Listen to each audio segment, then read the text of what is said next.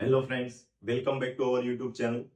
Medical education સિરીઝમાં આજે આપણે વાત કરીશું પ્રેગ્નન્સી દરમિયાન તથા પ્રેગ્નન્સી પછી થતા કોન્સ્ટિપેશન એટલે કે કબજિયાત વિશે તથા કોન્સ્ટિપેશનના લીધે થતા પાઇલ્સ ફિશર એટલે કે હરસ મસાની તકલીફ વિશે.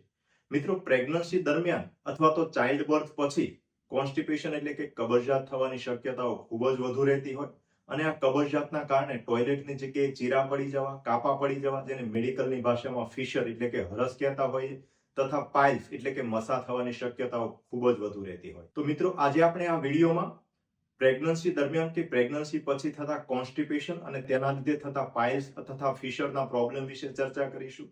આ ઉપરાંત આપણે જોઈશું કે પ્રેગ્નન્સી દરમિયાન કે પ્રેગ્નન્સી પછી કોન્સ્ટિપેશન એટલે કે કબજિયાત થવાની શક્યતાઓ શા માટે વધુ હોય, આ કબજિયાત તથા તેના લીધે થતા પાઇલ્સ ફિશરની તકલીફ અટકાવવા એટલે કે પ્રિવેન્ટ કરવા માટે આપણે શું કરી શકીએ. આ ઉપરાંત કબજિયાત માટે આપણે હોમ રેમેડી એટલે કે ઘરગથ્થુ ઇલાજ કેવા કરી શકીએ અને કબજિયાત પ્રેગ્નન્સી દરમિયાન કબજિયાત હોય તો આપણે કેવા સમયે ડોક્ટરને બતાવવું પડે. મિત્રો, સર્જન તરીકે જ્યારે ગાયનેકોલોજિસ્ટ દ્વારા પ્રેગ્નન્સી દરમિયાન થતા પાઇલ્સ ફિશર એટલે કે હરાસમસાની તકલીફ માટે અમારી પાસે પેશન્ટ રિફર કરવામાં આવે ત્યારે મોટા ભાગે સારવારમાં તકલીફ એ થતી હોય કે પ્રેગ્નન્સીના લીધે પ્રેગ્નન્સી દરમિયાન આપણે દવા આપવામાં બહુ લિમિટેશન આવી જતું હોય, એટલે કે અમુક પ્રકારની દવાઓ પ્રેગ્નન્સીમાં ના આપી શકાય અને ઓપરેશન પણ બને ત્યાં સુધી પ્રેગ્નન્સીમાં આપણે અવોઇડ કરવું જોઈએ એટલે કે ના કરવું જોઈએ.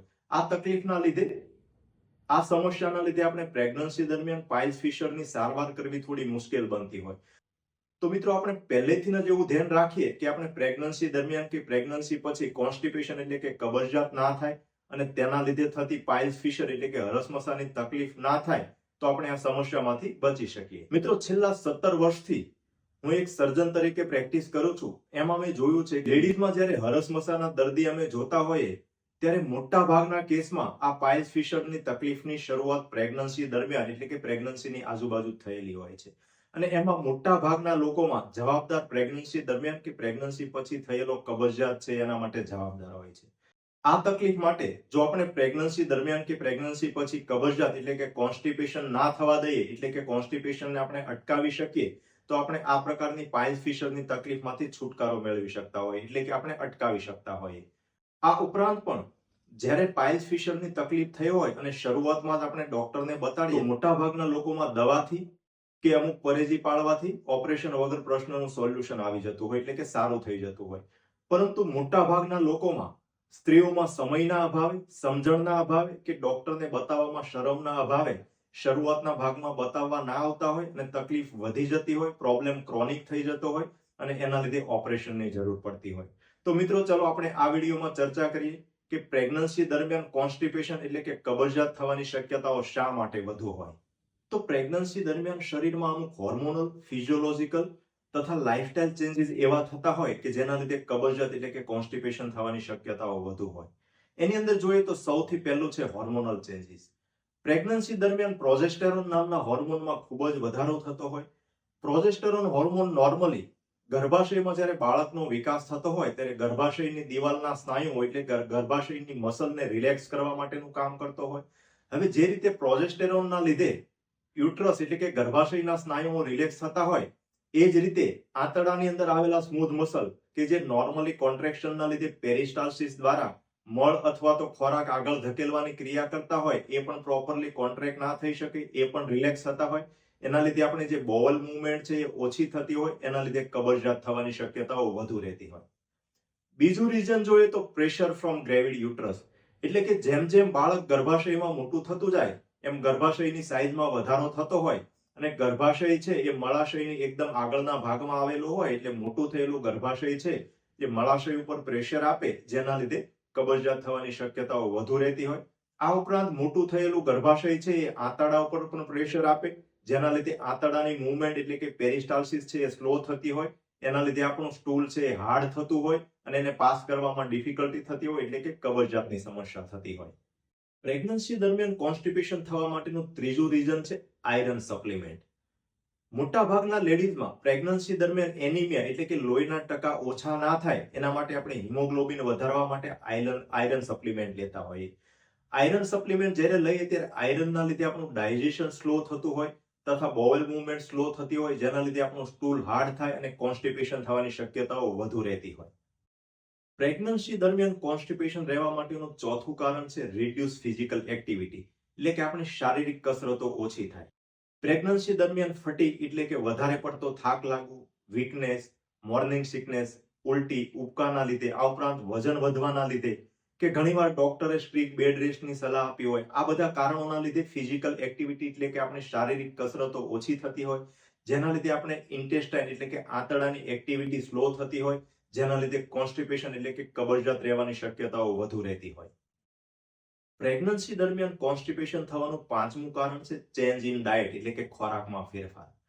ઘણીવાર પ્રેગ્નન્સી દરમિયાન અમુક ખોરાકમાં અણગમો થતો હોય, આ ઉપરાંત પ્રેગ્નન્સી દરમિયાન ઉલટી, ઉબકા વધુ થતી હોય, એના લીધે શરીરમાં જરૂરના પ્રમાણમાં પૂરતો ખોરાક ના લઈ શકાય, પૂરતા પ્રમાણમાં ફાઈબર ઇન્ટેક ના થતું હોય, પૂરતું પાણી ના લઈ શકાય, ફ્લુઇડ ઇન્ટેક બરાબર ના થતું હોય, આ બધા કારણના લીધે કોન્સ્ટિપેશન થવાની શક્યતાઓ વધુ રહેતી હોય. પ્રેગ્નન્સી દરમિયાન કોન્સ્ટિપેશન થવા માટેનું છઠ્ઠું કારણ છે ડિહાઇડ્રેશન. મિત્રો, પ્રેગ્નન્સી દરમિયાન શરીરમાં પાણીની રિક્વાયરમેન્ટ વધુ હોય, પરંતુ એ દરમિયાન ઉલટી, ઉબકાના લીધે પૂરતું પ્રવાહી ના લઈ શકાતું હોય, જેના લીધે શરીરમાં પાણી ઓછું થતું હોય, જેના લીધે આપણું સ્ટૂલ હાર્ડ થતું હોય તથા બોવેલની પેરિસ્ટાલ્સિસ ઓછી થતી હોય, એના લીધે કબજિયાતની તકલીફ વધારે થતી હોય. તો પ્રેગ્નન્સી દરમિયાન કબજિયાત થવાના ઘણા બધા કારણો હોય, એમાંના જે ઉપર બતાવ્યા એ પ્રમાણે 6 મુખ્ય કારણો હોય. આ ઉપરાંત હવે આપણે જોઈએ કે પ્રેગ્નન્સી પછી એટલે કે ચાઇલ્ડ બર્થ પછી કોન્સ્ટિપેશન એટલે કે કબજિયાત થવાના કારણો કેવા હોય. તો પ્રેગ્નન્સી પછી એટલે કે ચાઇલ્ડ બર્થ પછી કોન્સ્ટિપેશન એટલે કે કબજિયાત થવાના કારણમાં આપણે સૌથી પહેલું જોઈએ તો હોર્મોનલ એડજસ્ટમેન્ટ. પ્રેગ્નન્સી પછી આપણા શરીરમાં પ્રેગ્નન્સી રિલેટેડ વધેલા હોર્મોનમાં સડન ડ્રોપ થાય, પરંતુ આપણી જે ડાયજેસ્ટિવ સિસ્ટમ છે એને એડજસ્ટ થવામાં થોડો સમય લાગતો હોય, જેથી ચાઇલ્ડ બર્થ પછી થોડા સમય સુધી હોર્મોનલ ચેન્જીસના કારણે કોન્સ્ટિપેશન થવાની શક્યતાઓ વધુ રહેતી હોય. ચાઇલ્ડ બર્થ પછી કોન્સ્ટિપેશન એટલે કે કબજિયાત થવા માટેનું બીજું રીઝન છે recovery from child birth. Child birth પછી સિઝેરિયનના ઓપરેશન કે ટાંકાનો દુખાવો હોય અથવા તો નોર્મલ ડિલિવરી હોય, એમાં પણ નીચે એપિઝોટોમીના ટાંકા લીધા હોય, એ રિકવરી ફેઝમાં એમાં દુખાવો થતો હોય, એમાં ખાસ કરીને ટોયલેટ જતી વખતે જ્યારે જોર કરવામાં આવે ત્યારે દુખાવો વધુ થતો હોય. તો આ દુખાવાના કારણે અથવા તો ટોયલેટ જતી વખતે દુખાવો વધુ થશે, આ ભયના કારણે કબજિયાત રહેવાની શક્યતાઓ વધુ રહેતી હોય. આ ઉપરાંત ચાઇલ્ડ બર્થ પછી કોન્સ્ટિપેશન થવા માટેનું ત્રીજું કારણ છે રિડ્યુસ ફિઝિકલ એક્ટિવિટી એટલે કે શારીરિક કસરતનો અભાવ. મોટાભાગના લોકોમાં ડિલિવરી પછી અમુક સમય સુધી આરામ કરવો જોઈએ, નહીતર બીજી તકલીફો થતી હોય. આવી ગેરમાન્યતાના લીધે વધુ પડતો આરામ કરતા હોય, રૂટીન ફિઝિકલ એક્ટિવિટી પણ ના કરતા હોય. ઘણીવાર ઓપરેશન કે ટાંકાના દુખાવાના કારણે પણ ફિઝિકલ એક્ટિવિટી રિડ્યુસ થતી હોય. આ ઉપરાંત બાળકની કેર કરવાના લીધે પણ રૂટીન ફિઝિકલ એક્ટિવિટી ઓછી થતી હોય. જ્યારે ફિઝિકલ એક્ટિવિટી ઓછી થાય ત્યારે આપણું ડાયજેશન સ્લો થતું હોય, આંતરડાની મૂવમેન્ટ પણ સ્લો થતી હોય, એના લીધે કોન્સ્ટિપેશન એટલે કે કબજિયાત થવાની શક્યતાઓ વધુ રહેતી હોય. પોસ્ટ પ્રેગ્નન્સી એટલે કે ચાઇલ્ડ બર્થ પછી કબજિયાત થવા માટેનું ચોથું કારણ છે ડિહાઇડ્રેશન ફ્રોમ બ્રેસ્ટ ફીડિંગ એટલે કે બ્રેસ્ટ ફીડિંગના લીધે શરીરમાં પાણીની ઘટ થવી. બ્રેસ્ટ ફીડિંગના લીધે માતાના શરીરમાં પાણીની રિક્વાયરમેન્ટ વધુ હોય, કેમ કે મિલ્ક દ્વારા બાળકમાં પણ જે પ્રવાહી જતું હોય એની ઇન્ટેક એ મધરે કરવી પડે, એટલા માટે બ્રેસ્ટ ફીડિંગ દરમિયાન શરીરમાં પાણીની જરૂરિયાત વધુ હોય. પરંતુ બાળકની કેરમાં વ્યસ્ત માતા ઘણીવાર પૂરતા પ્રમાણમાં પાણી ના લઈ શકે, એના લીધે બ્રેસ્ટ ફીડિંગ દરમિયાન શરીરમાં ડિહાઇડ્રેશન થતું હોય, જેના લીધે આપણું સ્ટૂલ છે હાર્ડ થતું હોય અને કબજિયાતની સમસ્યા વધુ થતી હોય. પોસ્ટ પ્રેગ્નન્સી કોન્સ્ટિપેશન થવાનું પાંચમું રીઝન છે ડાયટરી ચેન્જીસ. ઘણીવાર બર્થ પછી મધર છે બાળકના કેરમાં એટલું બધું ફોકસ કરતી હોય કે એના લીધે પોતાનો ડાયટ એટલે કે જમવાનો પ્રોપર સમય ના સચવાતો હોય, પ્રોપર ઇન્ટેક ના થઈ શકતું હોય, પ્રોપર ફાઈબર તથા ફ્લુઇડ ઇન્ટેક ના થતું હોય, એના લીધે પણ કોન્સ્ટિપેશન થવાની શક્યતાઓ વધુ રહેતી હોય. આ ઉપરાંત અહીંયા એક હું મુદ્દો ચર્ચા કરીશ જેનો રેફરન્સ બુકમાં નથી, પરંતુ આના માટે મેં ઘણા ગાયનેકોલોજીસ્ટ સાથે ચર્ચા કરી. પ્રેગ્નન્સી પછી મોટા ભાગના કેસમાં અમુક સુખડી કે અમુક પાકના લાડુ કે એ પ્રકારના ખાવાની મોટા ભાગે રિચ્યુઅલ્સ હોય છે. જ્યારે આ પ્રકારના ખોરાક ખાવામાં આવે ત્યારે શુગરી ફૂડના લીધે આપણું ડાયજેશન સ્લો થતું હોય. આ ઉપરાંત જ્યારે આપણે આ પ્રકારના ફૂડ લાડવા કે સુખડી કે એ પ્રકારના ફૂડ ખાઈએ ત્યારે એની સામે આપણે શાક, રોટલી, વેજીટેબલ, ફ્રૂટ્સ છે ઇન્ટેક ઓછું થતું હોય.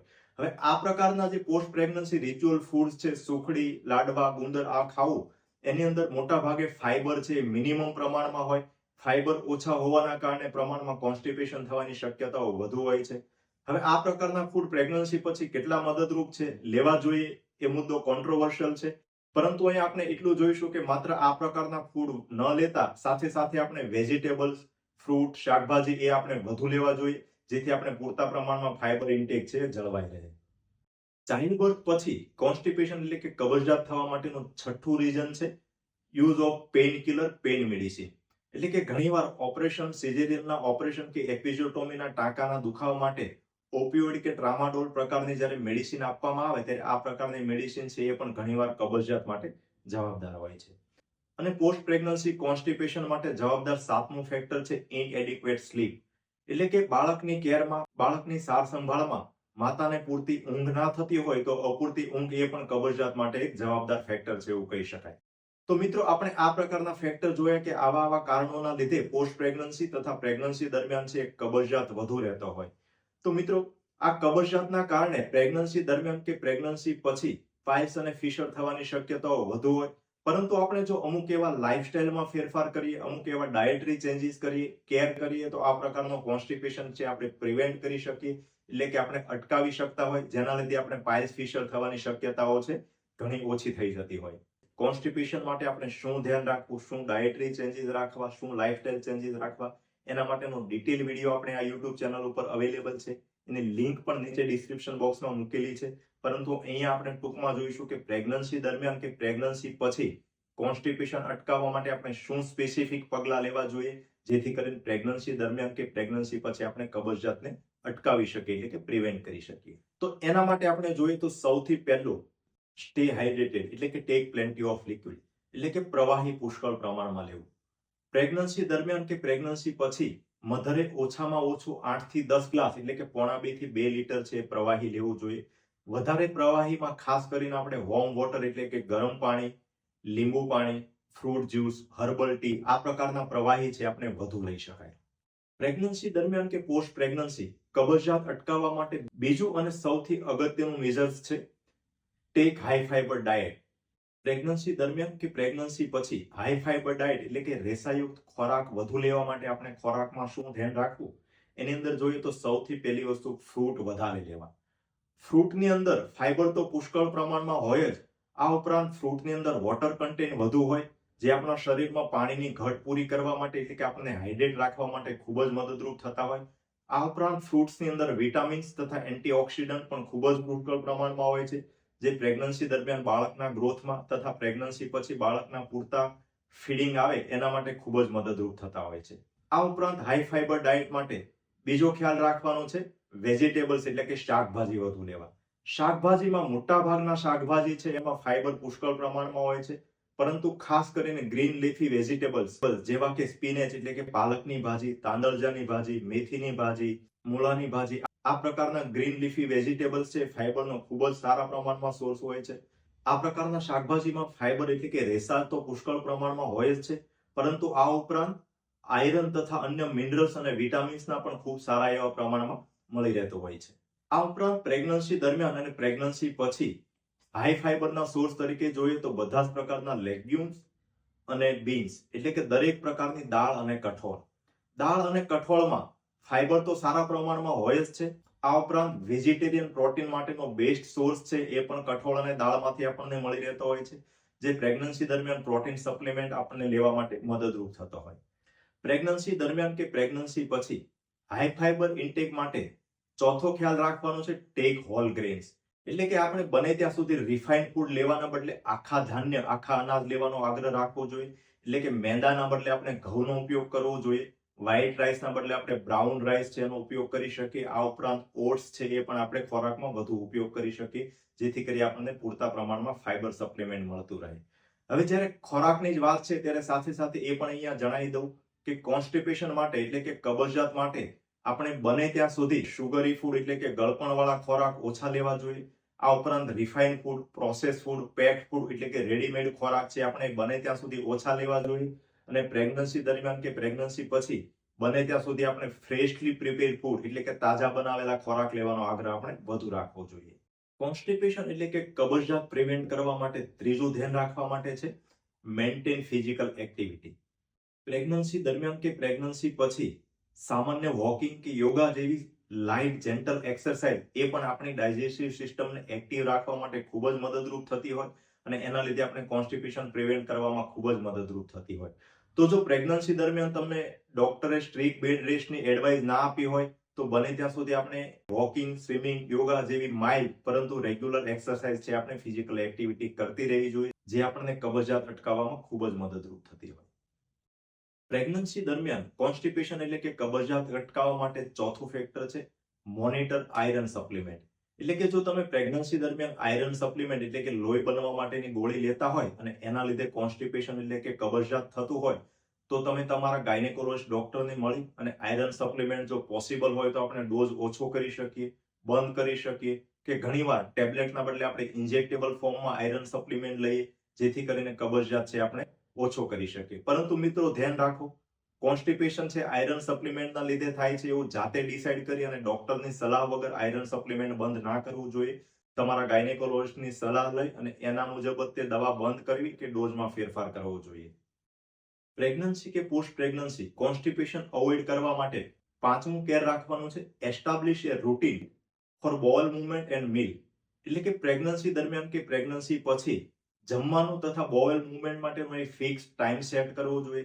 જ્યારે અનિયમિત જમવાનું કે અનિયમિત મોશન જવાની આદત હોય ત્યારે કોન્સ્ટિપેશન થવાની શક્યતાઓ વધુ રહેતી હોય. આ ઉપરાંત પણ ઘણીવાર જ્યારે આપણને મોશન જવા માટેનો વેગ આવે કે અર્જ આવે એને આપણે એ સમયે અવોઇડ કરીએ કે ડિલે કરીએ તો એના લીધે પણ કોન્સ્ટિપેશન થવાની સમસ્યામાં વધારો થતો હોય છે. તો બને ત્યાં સુધી જ્યારે પણ પ્રેગ્નન્સી દરમિયાન કે પ્રેગ્નન્સી પછી મોશન માટેનો અર્જ આવે તો એને આપણે ડિલે કે અવોઇડ ના કરવો જોઈએ. પોસ્ટ પ્રેગ્નન્સી કોન્સ્ટિપેશન અવોઇડ કરવા માટે આપણે છઠ્ઠી કેર રાખવાની છે avoid dehydration during breast feeding. આપણે આગળ જોયું કે બ્રેસ્ટ ફીડિંગ દરમિયાન માતાના શરીરમાં પાણીની જરૂરિયાત વધુ રહેતી હોય અને જો પૂરતા પ્રમાણમાં પાણી લેવામાં ના આવે, પ્રવાહી લેવામાં ના આવે તો કબજિયાતની સમસ્યામાં વધારો થતો હોય.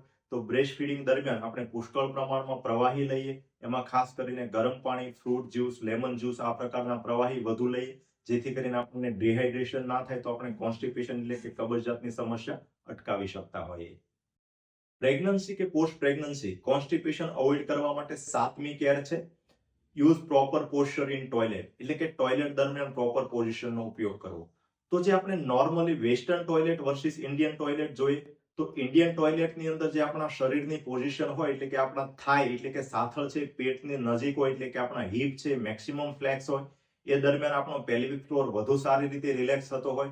તો વેસ્ટર્ન ટોયલેટ કરતા બને ત્યાં સુધી ઇન્ડિયન ટોયલેટની પોઝિશન છે કોન્સ્ટિપેશન પ્રિવેન્ટ કરવા માટે વધુ સારી કહી શકાય. પરંતુ જ્યારે પ્રેગ્નન્સીના મંથ્સ આગળ વધે ત્યારે એ રીતે સ્ક્વેટિંગ પોઝિશનમાં બેસવામાં તકલીફ થતી હોય અને જ્યારે આપણે વેસ્ટર્ન ટોયલેટનો યુઝ કરતા હોય તો વેસ્ટર્ન ટોયલેટમાં પણ આપણે પગની નીચે અમુક 6 થી 8 ઇંચનો કોઈ બ્લોક કે પાટલો મૂકીએ જેથી કરીને આપણા પગ છે થાઈ છે વધુ ફ્લેક્સ રહે તથા સ્ટ્રેટ બેસવાના બદલે થોડા આગળ ઝૂકીને બેસીએ તો આપણો પેલ્વિક ફ્લોર છે વધુ સારી રીતે રિલેક્સ થતો હોય જે આપણને કોન્સ્ટિપેશન અવોઇડ કરવામાં મદદરૂપ થતી હોય.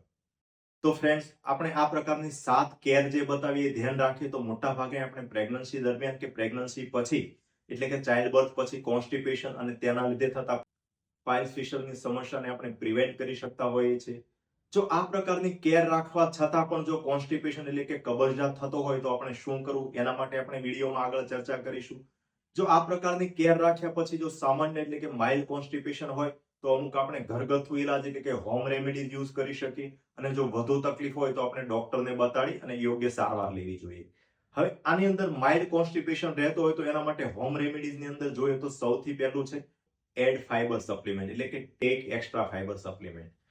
વધારે ફાઈબર માટે આપણે હાઈ ફાઈબર ડાયટ ઉપરાંત પણ ફાઈબર સપ્લિમેન્ટ માટે ફ્લેક્સ સીડ એટલે કે અળસી, ચિયા સીડ એટલે કે તકમરિયા, સિલિયમ હસ્ક, ઇસબગુલ જેવા પ્રકારના એક્સ્ટ્રા ફાઈબર સપ્લિમેન્ટ આપણે લઈ શકીએ.